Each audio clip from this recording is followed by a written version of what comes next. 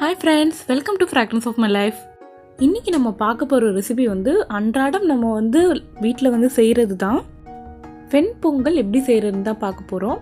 நிறைய பேர் நம்ம வீட்ல வெண் பொங்கல் செய்வோம். ஆனா எல்லாருக்குமே ஒரு கியூரியாசிட்டி இருக்கும். நம்ம ரெஸ்டாரண்ட்ல சாப்பிடும்போது அதோட சுவையே தனியா இருக்கே அப்படின்னு.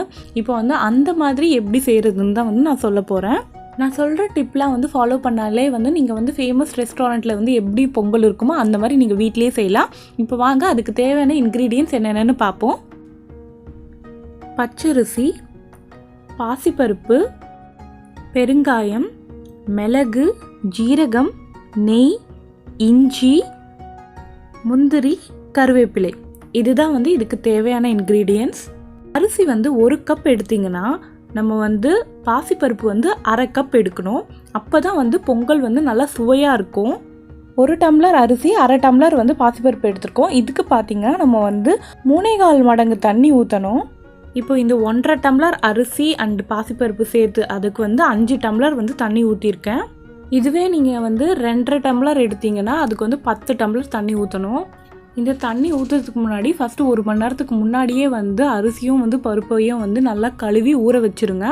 அதுக்கப்புறமா நம்ம அந்த தண்ணியை நல்லா வடிகட்டிட்டு அதுக்கப்புறமா நம்மளுக்கு தேவையான அளவு கரெக்டாக இந்த ரேஷியோவில் தண்ணியை ஊற்றிக்கோங்க. 1.5க்கு 5 டம்ளர். இப்போ இதில் தேவையான அளவு உப்பு, வாசத்துக்கு கருவேப்பிலை சேர்த்துக்கோங்க. இதனால் உங்களுக்கு பொங்கலில் நல்ல வாசனையாக இருக்கும்.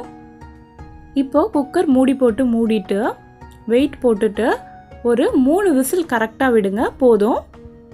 3 விசிலுக்கு அப்புறமா ப்ரெஷர் போனதுக்கப்புறமா ஓப்பன் பண்ணுங்கள். ஓப்பன் பண்ணிங்கன்னா இந்த பொங்கல் பார்த்திங்கன்னா ரொம்பவே ஸ்மாஷ் ஆகிருக்கக்கூடாது, ரொம்பவே குழஞ்சி போயிருக்கக்கூடாது.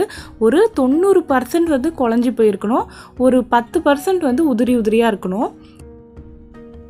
இதில் உங்களுக்கு தேவையான அளவு நெய் போட்டுட்டு கலந்து விட்டுட்டு நல்லா ஒரு மூடி போட்டு மூடி வச்சுருங்க. அப்போ தான் அந்த நல்ல வாசனை அந்த பொங்கலில் இறங்கும். நெய்யோட அளவுலாம் நம்ம இஷ்டம்தான். நம்ம எவ்வளோ நம்மளுக்கு தேவையோ அவ்வளோ நெய் போட்டுக்கலாம். இப்போ நம்ம தாளிப்பு ரெடி பண்ணிக்கலாம். நான் சம அளவு எண்ணெயும் நெய்யும் எடுத்திருக்கேன். எண்ணெயும் நெய்யும் நல்லா சூடானதுக்கப்புறமா மிளகும் ஜீரகமும் சேர்த்துக்கலாம். மிளகும் ஜீரகமும் பார்த்திங்கன்னா நல்லா பொரிஞ்சு வரணும். இது கூடவே பொடியாக நறுக்கி வச்சுருக்கிற இஞ்சியும் சேர்த்துக்கோங்க. ஜீரகம் பொரிஞ்சதும் நம்ம பெருங்காயத்தை ஒரு பிஞ்ச் தெளிச்சுக்கோங்க. இப்போ நம்ம முந்திரியும் கருவேப்பிலையும் சேர்த்துக்கலாம்.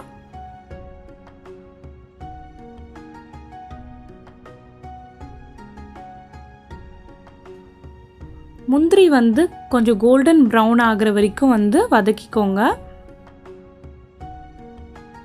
முந்திரியோட கலர் சேஞ்ச் ஆனதுக்கப்புறம் இந்த தாளிப்பை எடுத்து நம்ம பொங்கலில் போட்டுக்கலாம்.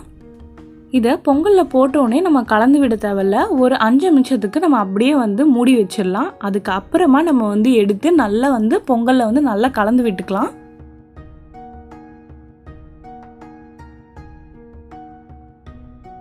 பொங்கல் உங்களுக்கு கெட்டியான மாதிரி ஃபீல் இருந்ததுன்னா நீங்கள் கொஞ்சமாக சுடு தண்ணியை தெளிச்சுக்கணும். பச்சை தண்ணி தெளிக்கக்கூடாது, சுடு தண்ணியை தெளிக்கணும்.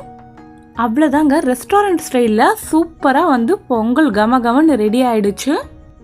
நான் சொன்ன டிப்லாம் ஃபாலோ பண்ணி உங்கள் வீட்டில் பொங்கல் செஞ்சு அசத்தி பாருங்கள். அதுக்கப்புறமா அவங்க ஹோட்டலில் போய் பொங்கலே சாப்பிட மாட்டாங்க, உங்கள் பொங்கல் தான் பெஸ்ட்டுன்னு சொல்லுவாங்க. இந்த ரெசிபி பிடிச்சிருந்ததுன்னா லைக் பண்ணுங்கள், கமெண்ட் பண்ணுங்கள். நீங்கள் இன்னும் நம்ம சேனலை சப்ஸ்கிரைப் பண்ணாமல் இருந்தீங்கன்னா மறக்காமல் சப்ஸ்கிரைப் பண்ணிவிடுங்க. தேங்க்யூ.